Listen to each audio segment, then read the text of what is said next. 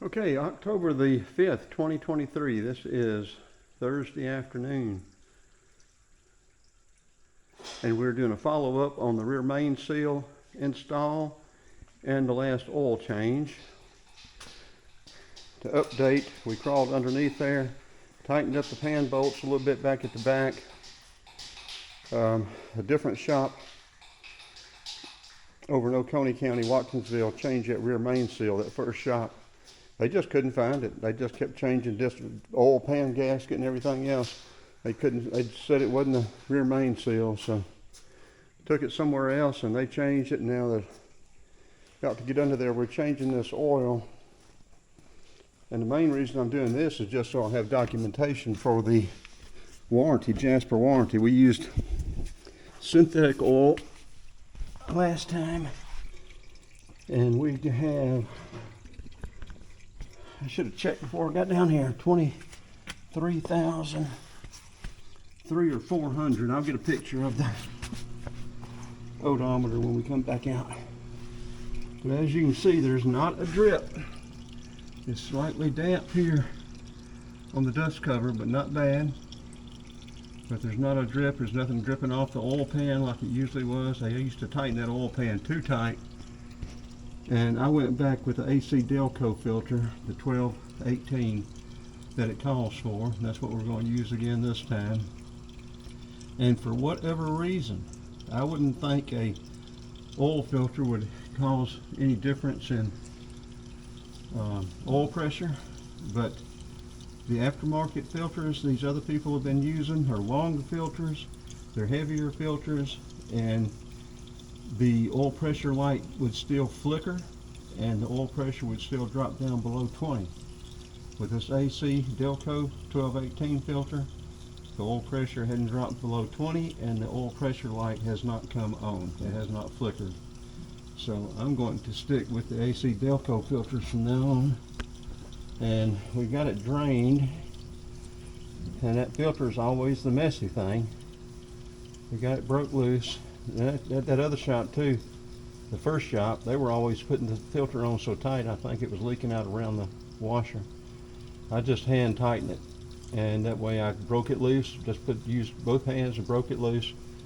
And we're about to unscrew it, finish letting it drain, and we'll go back with Mobil 1 synthetic 5W30. Okay, we are changing it at 323,400. We're using Mobil 1 synthetic oil. We changed it at 319, 3 or 4 last time. We documented it though on our videos. We used a 14 millimeter to take the pan bolt off. Take it out. We're going back with Mobil 1 5W30. It says high mileage, but this is not high mileage. This engine has about 23,000 miles on it. AC Delco 1218 filter. And we're letting that filter drain, all the oil drain off of it before we finish taking the filter off and installing the new one. Now I always just hand tighten the new ones. I can't remember back, it's been so long, but when I was a GM technician, I think they said hand tighten only. Maybe take it till it touches and then turn it one turn. Also use a thin film of oil to create a hydraulic seal on it. I think that first shop, every time they changed oil, that oil filter was on so tight you couldn't hardly get it off, and it was leaking oil out of that filter and rear main seal. The second shop over in Watkinsville took care of the rear main seal, and since I changed the oil, like I say, we got up underneath there. I showed it to you a minute ago. There was not even a drip. The dust cover had just a little dampness to it, but that was it. So let's finish letting that oil drip off the filter and get this installed and wrap this up. Okay, let's see if we can do this without making a mess. If we do, it'll be the first time I've ever done it. I've made a mess. Sand and junk's falling off of me from South Georgia.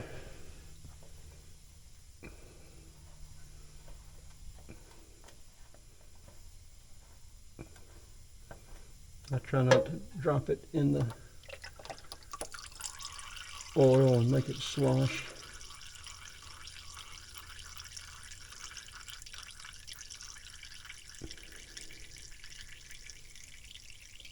Let's set it over here on this paper towel. We'll get it cleaned up, back in the box and disposed of properly. Okay.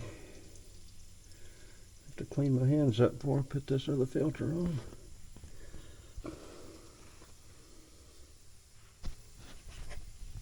Okay, we may have to cut some of that out.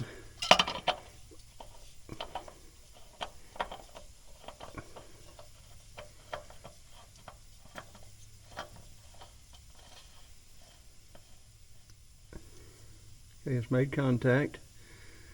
I'm going to tighten it about 3/4 of a turn further.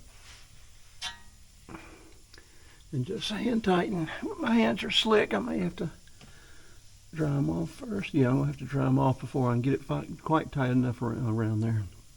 Okay, well that's tight enough. I will, right now, we're going to wrap this up.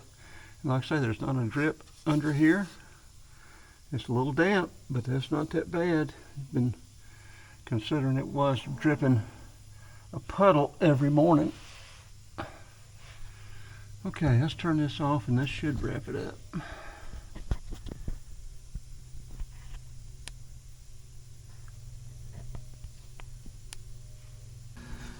Well, I said I'd wrap it up, but also that's got it on there now. Got it tight, hand tight, just right.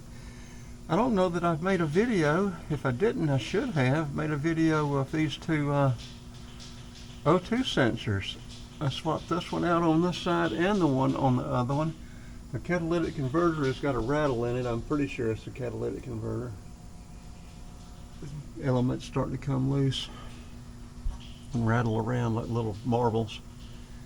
Okay, we're going to get out, we'll pour the oil in, we'll get it cranked up, make sure it's not leaking, and then that should wrap it up. Okay, we're going to crank it up. We've added the oil. It'll take a second or two for the oil pressure to build up.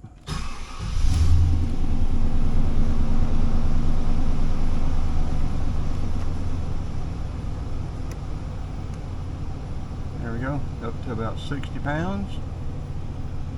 Everything looks good. Now we will look underneath, let it run a second, look underneath, make sure it's not leaking. And then that will wrap it up.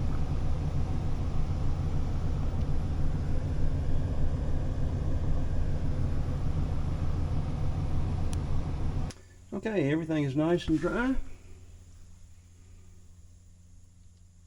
So we're going to let it sit, check the dipstick again, make sure that's okay, but we're not going to show that. This will end this video. We'll be ready for the road. I think we're headed to South Carolina this weekend. Watch my granddaughter play some softball and get some video up in Spartanburg, I think maybe.